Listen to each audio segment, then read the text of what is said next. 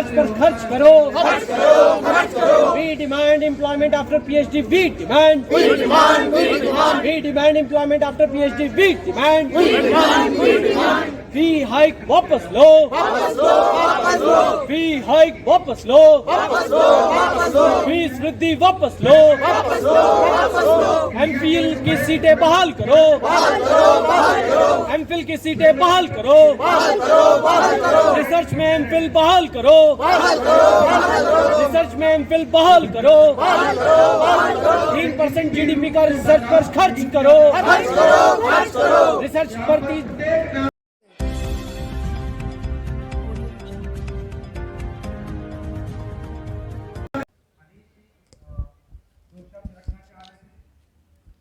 नमस्कार साथियों, मैं मनोज सुराजी स्वागत करता हूं आपका मिनी संसद के मंच पे। जंतर मंतर पे लगातार लोग आते रहते हैं, अपनी समस्याओं को लेकर आते हैं, अपनी परेशानियों को लेकर आते हैं। पॉलिटिकल समस्याएं होती हैं, राजनीतिक समस्याएं होती हैं, सामाजिक समस्याएं होती हैं, लेकिन दूरदर्शिता वाली बात लेकर कुछ ही लोग आते हैं। ऐसी बात लेकर आते हैं जो भविष्य से जुड़ी हुई है, ऐसी बात लेके आते हैं जिसके दूरगामी परिणाम होंगे समाज पर। ऐसी बातों को लेकर कम ही लोग आते हैं और क्रीम, जो देश की क्रीम होती है, जो बुद्धिजीवी वर्ग होता है, जो दिशा और दशा तय करता है देश की कि भविष्य में हम कहाँ रहेंगे, कहाँ स्टैंड करेंगे, ऐसे लोगों को कभी कभी मौका मिलता है मिनी संसद के मंच पे। आज हम उन्हीं लोगों के बीच खड़े हैं। कौन है ये हैं रिसर्च स्कॉलर्स। ये वो लोग हैं जो देश के अंदर टेक्नोलॉजी पर, नई नई चीज़ों पर खोज करते हैं और खोज करके देश की आम जन का जीवन अच्छा करते हैं, बेहतर करते हैं। ये विज्ञान से जुड़ी हुई बातें हैं। ये लोग वो हैं जो आगे तय करेंगे कि भारत को विश्व गुरु बनना है तो कैसे बनना है। स्टार्टअप की लगातार बात होती है, बहुत सारे सेक्टर्स में रिसर्च की बात होती है। हम बात करते हैं कि कैसे इसरो ने ये मुकाम हासिल किया, लेकिन उसके पीछे जो लोग हैं, संगठनों का नाम तो पता लग जाता है, इसरो कर रही है, DRDO कर रहा है, लेकिन जो बच्चे, जो लोग, जो रिसर्चर्स हैं, जो काम करते हैं, जो बैकबोन हैं, उनके हालात कैसे हैं, उनके सामाजिक हालात कैसे हैं, क्या उनको उनके अधिकार मिल रहे हैं, क्या उनको फ्रेंडली वातावरण मिल रहा है जिसमें वो ग्रो कर सकें, क्या उनका दिमाग एकदम शांत है, क्या उनको जीने की जद्दोजहद नहीं है। क्योंकि अगर उनका दिमाग शांत नहीं होगा, उनकी परेशानियां हल नहीं होंगी, उनके आर्थिक कारण हल नहीं होंगे, तो वो कैसे रिसर्च करेंगे। क्योंकि रिसर्च करने के लिए दिमाग का शांत होना बहुत आवश्यक है। आइए बात करते हैं। क्या नाम है सर आपका? मेरा नाम है अर्घ्या दास। मैं TIFR हैदराबाद वहाँ पे फिजिक्स में रिसर्च कर रहा हूँ।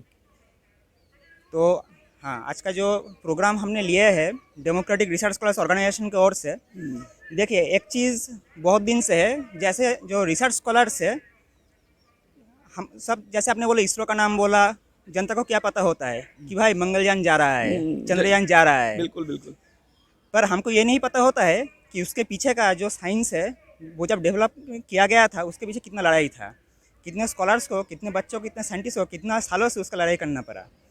तो जो सोसाइटी में जो सामने आता है मीडिया के ओर से भी, जब आउटकम होता है तब कुछ सामने आता है, तब हम बोलते हैं नेता लोग क्रेडिट ले लेते हैं, बड़े बड़े लोग क्रेडिट ले लेते हैं, लेकिन एक साइंटिस्ट की ज़िंदगी, एक रिसर्चर की ज़िंदगी उसको मुकाम को खड़ा करने के लिए हो जाती है। जैसे बॉर्डर पे, सीमा पे सिपाही की ज़िंदगी होती है, वो लड़ता है और वो देश की रक्षा करता है। आप हमारे भविष्य की रक्षा करते हैं। अब हमारे खुद का भविष्य भी बेचैनी में है, ये बड़ा सवाल हो गया है। ऐसा क्या हो गया? कौन कौन से ऐसे यक्ष प्रश्न हैं जो लगता है आपके जीवन को, मतलब आपके दिमाग को डाइवर्ट कर रहे हैं और आपका जहाँ फोकस लगना चाहिए वो नहीं हो पा रहा है? क्या क्या ऐसी दिक्कतें आ रही हैं आपको? देखिए एक चीज़ है कि ये जो सवाल है ना कि दिमाग को डाइवर्ट कर रहा है, क्योंकि आज हम रिसर्च स्कॉलर जो है वो हम भी रास्ते में खड़े हैं। बात ये नहीं है कि हम आज से खड़े हैं, प्रॉब्लम ये नहीं है, प्रॉब्लम आज से है। ये जो ऑर्गेनाइजेशन है DRSO, ये 2012 10 साल से चालू हुआ है। क्यों चालू हुआ? एक सिंपल सा सवाल ये है कि ये जो आपने बोला कि हमारा जो खुद का जो सोशल सिक्योरिटी है, हमारा जो खुद का फ्यूचर का सिक्योरिटी है, वो अभी दाव पे है।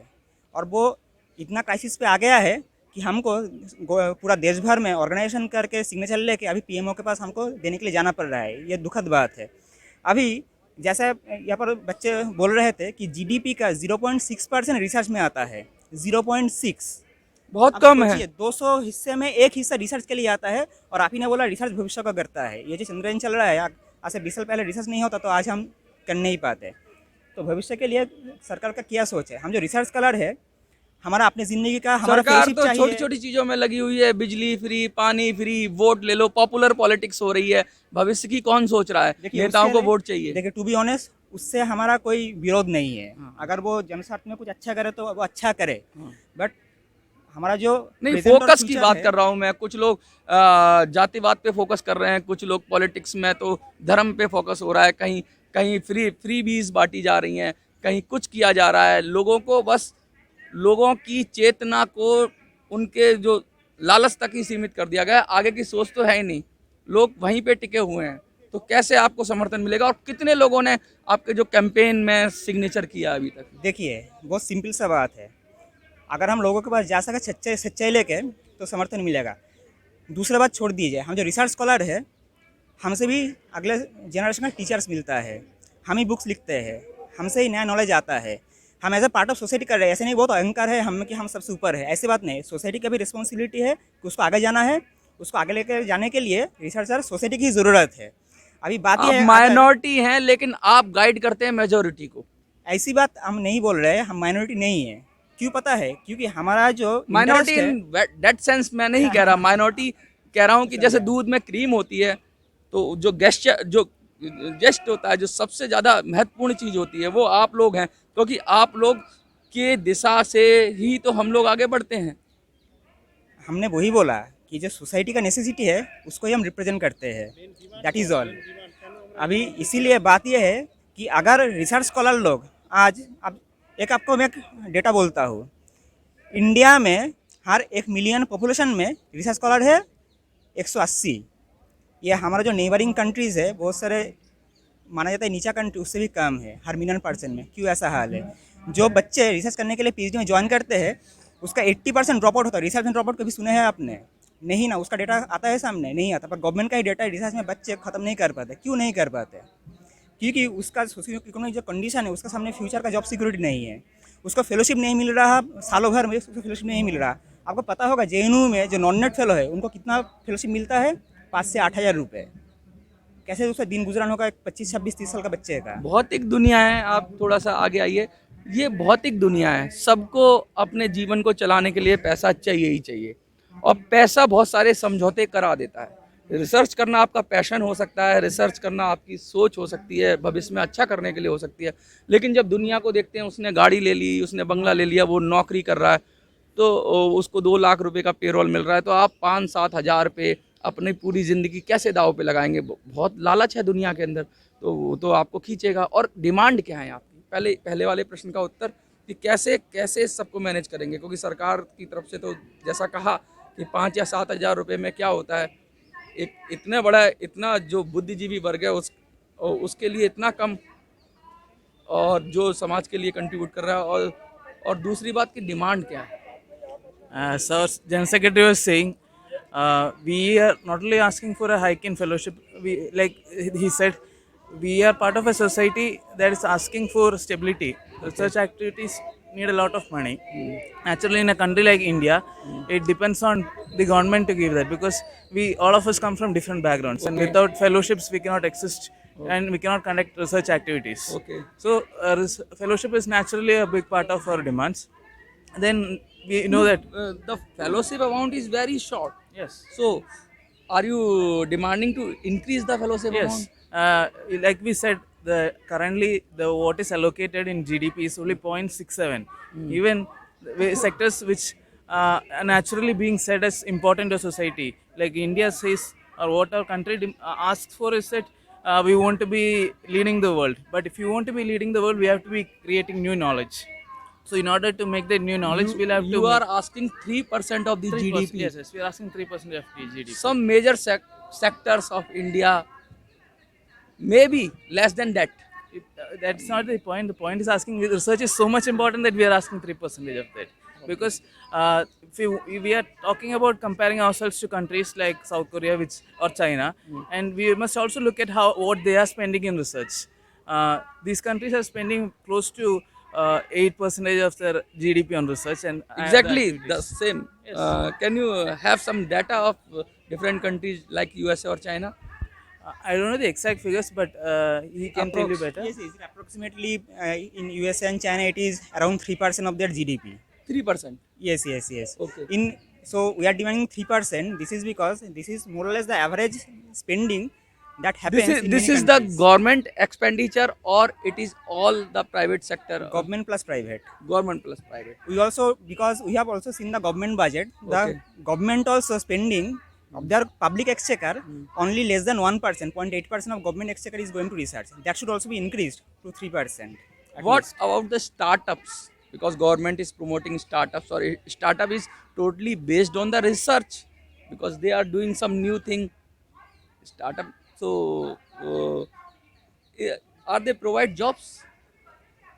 Yeah, because I don't know, it is depends on the economic condition also. Many startups that come up and then they cannot survive, so that is a very different issue. Okay. But what we are saying, that if you provide support to fundamental research, basic science, social science, technological research, then only many things can grow in different ways. You don't have to name things differently, right? अभी बात ही है, जैसे MPhil बंद कर दिया, हाँ. जैसे 2 साल का जो रिसर्च का एक्सपीरियंस होता था मास्टर्स के बाद, वो बच्चों का नहीं रहेगा, पीएचडी करना पड़ेगा. 5 साल पीएचडी बहुत सारे लोग झेल नहीं पाते, तो ऑप्शन बंद हो रहा है. और आप बोल रहे हो स्टार्टअप, ये तो मतलब दो ये टाइप का मतलब- हो गया. हाँ हाँ, आप आइए, इधर आ जाइए. If you are talking about the startups, startups are not creating jobs. They are just giving the shape of the job. The jobs are already there. So they are in the service sector. They are not in production sector. The real employment comes from the production sector. Okay. But the production sector, if you look at industries is closing down. Every industry, if you talk about, be it textile, be it other industry, they are closing it down. Public sector units are they are giving it to the private sectors.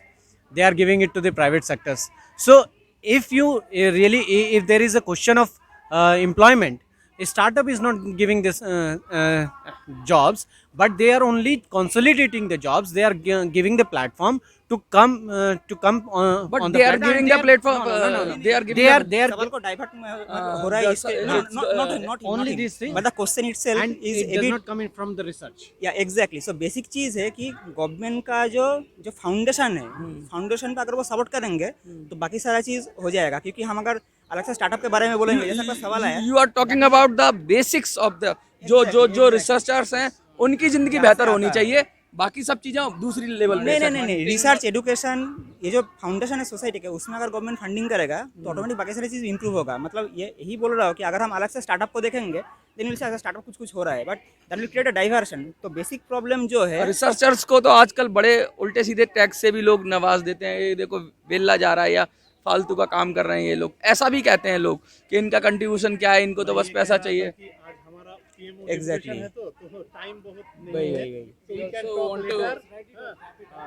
क्या message देना चाहेंगे आप society को? और देखिए, अभी आज हम लोग जो स्कॉलर लोग यहाँ पर खड़े हुए हैं, ये जो हमारे जो मुद्दे आज देशवासी के सामने हम रखना चाहते हैं. ये जो नया एजुकेशन पॉलिसी चालू किया गया है, नया पीएचडी गाइडलाइन चालू किया गया है, ये रिसर्च के लिए हार्मफुल है. और रिसर्च के लिए हार्मफुल है मतलब ये सोसाइटी एजुकेशन सबके लिए हार्मफुल. नई शिक्षा नीति पे सवाल उठा रहे हैं आप? जी, बुनियादी शिक्षा पे बहुत सारी चीज़ जो है वो रिसर्च को हैम्पर करेगा, उसका नुकसान पहुँचाएगा, और वो एजुकेशन के लिए भी हार्मफुल होगा, यह हम मानते हैं. तो बहुत सारी चीज़ को रिविजिट करना चाहिए और उसको चेंज करना चाहिए, ये भी हमारा सुझाव है. देखिए क्या कहा इन्होंने, मोटी ये बात कही कि 3% के करीब रिसर्च को पैसा चाहिए, जिससे रिसर्च पर काम हो सके और देश का भविष्य तय हो सके कि हम कहाँ जा रहे हैं. हम 21वीं सदी में हैं, हम 22वीं सदी में जाएंगे 100 साल के बाद, लेकिन तब तक हमारा भारत का विश्व गुरु बनने का सपना रिसर्च के जरिए ही पूरा हो सकता है. जब हमारे पास टेक्नोलॉजी होगी तो जिसके पास टेक्नोलॉजी है वही दुनिया को गवर्न करता है, वही दुनिया को दिशा देता है.